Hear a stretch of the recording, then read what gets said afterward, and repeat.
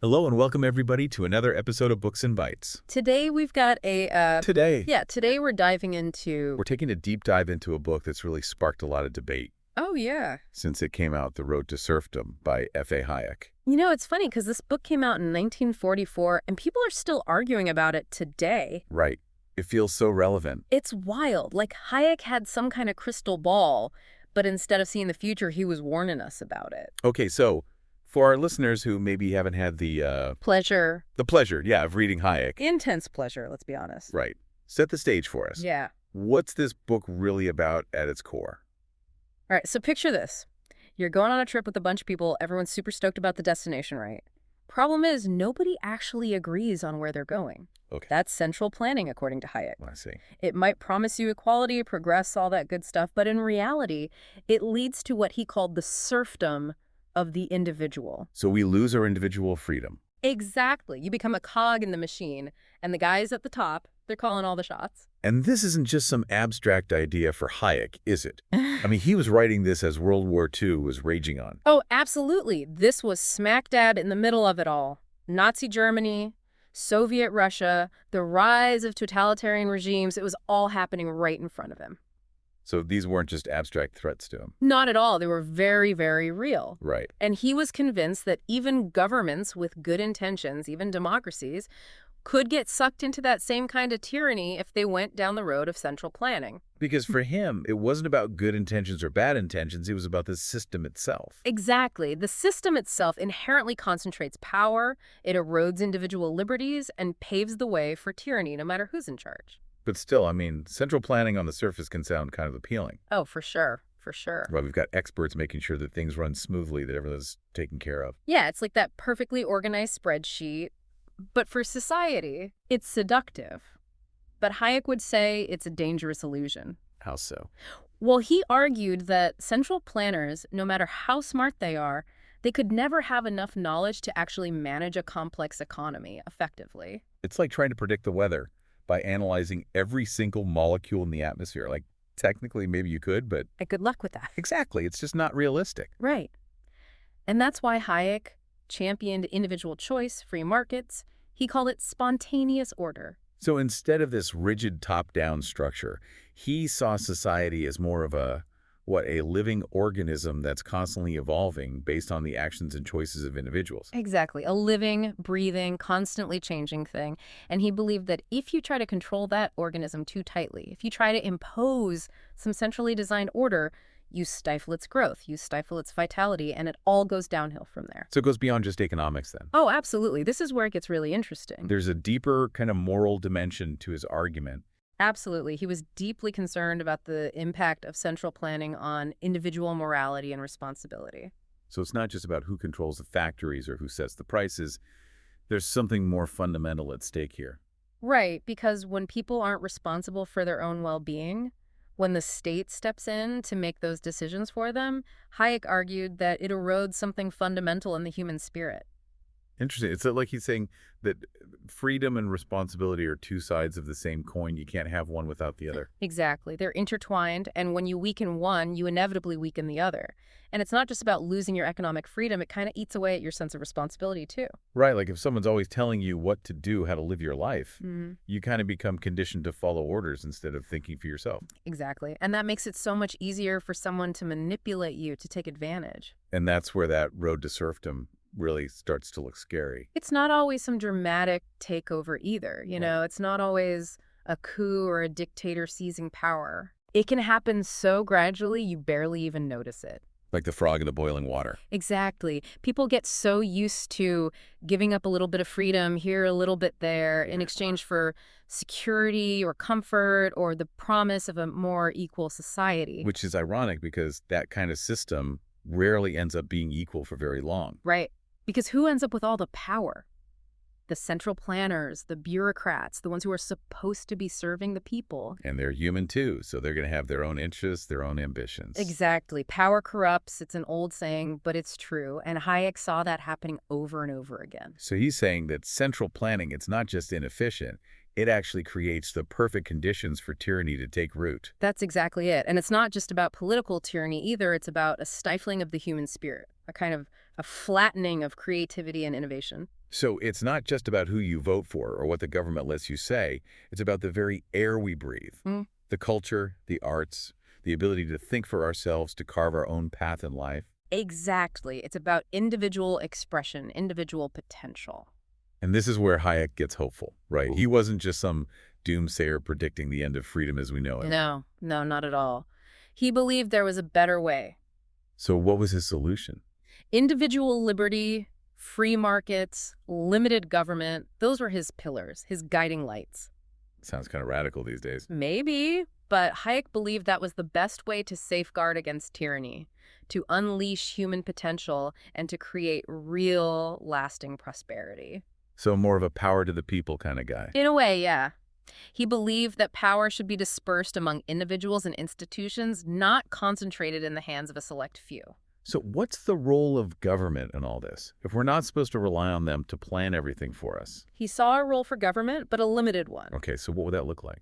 Think of it like setting the rules of the game, upholding the rule of law, protecting property rights, making sure there's fair competition, that sort of thing. So creating the framework for a free society, but then getting out of the way and letting people actually live their lives. Exactly.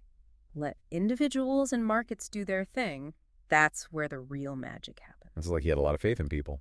He did. He truly believed that when people are free to make their own choices, to take risks, to pursue their own goals, that's when you see true progress, both economically and socially. It's a powerful vision, very individualistic. It is, and it's one that's resonated with people across the political spectrum, even those who might disagree with some of his other ideas. But it wasn't just about domestic policy for Hayek, was it?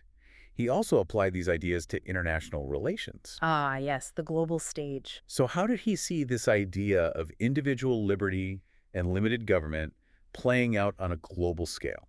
That's a great question, and it's something that Hayek thought about a lot. So was he a fan of world government, like some kind of global body calling the shots for everyone? Not at all. He was actually very skeptical of any attempts to impose a centralized world order. Really? Why is that? He thought it was impractical and ultimately dangerous. How so?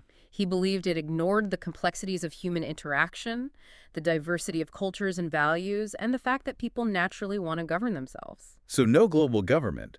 But did he even think international cooperation was possible without some kind of central authority? He did, but he believed it had to be built on a foundation of freedom, not coercion. Interesting. He argued for free trade, open borders, and respect for national sovereignty as the pillars of a more peaceful and prosperous world. So more of a global marketplace of ideas and innovation than a global government dictating the terms. Exactly. He believed that by lowering barriers to trade and allowing people to interact and exchange ideas freely, you create natural incentives for cooperation and understanding. That sounds pretty idealistic. I mean, we've seen time and time again how nations often act in their own self-interest, even if it means harming others. Oh, absolutely. Hayek wasn't naive about the challenges. He knew that human beings could be selfish and short-sighted, but he still believed that a system based on freedom and individual responsibility was our best hope.